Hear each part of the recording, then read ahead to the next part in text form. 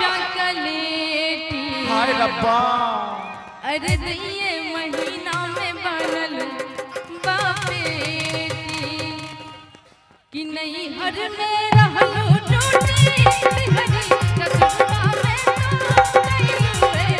तला गे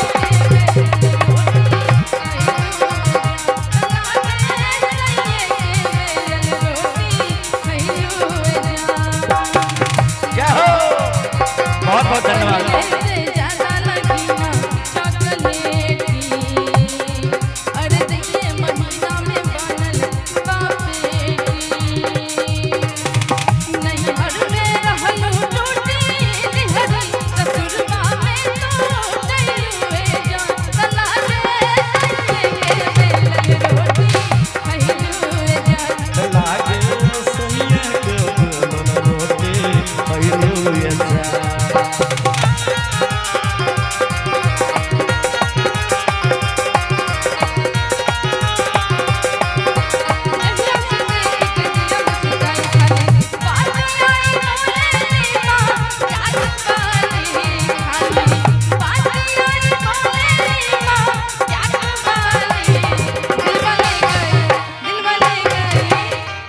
सही में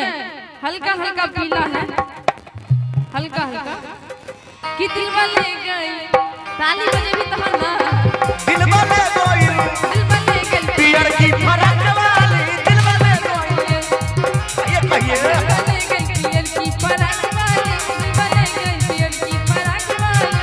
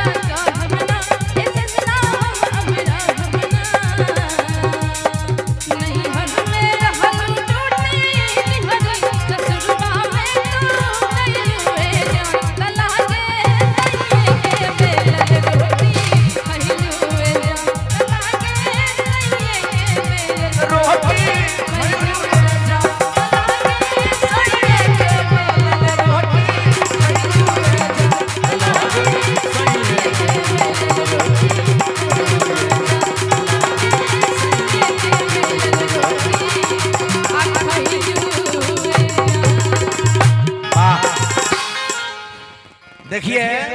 एक मिनट मौसम हाँ अब बरुआ के जो दादाजी होंगे गंगा प्रसाद यादव जी, आप जहां भी होंगे चाहे कुर्सी पर होंगे या घाट पे होंगे या जहां भी होंगे या चौकी पर होंगे तो पोता को आशीर्वादित देने के लिए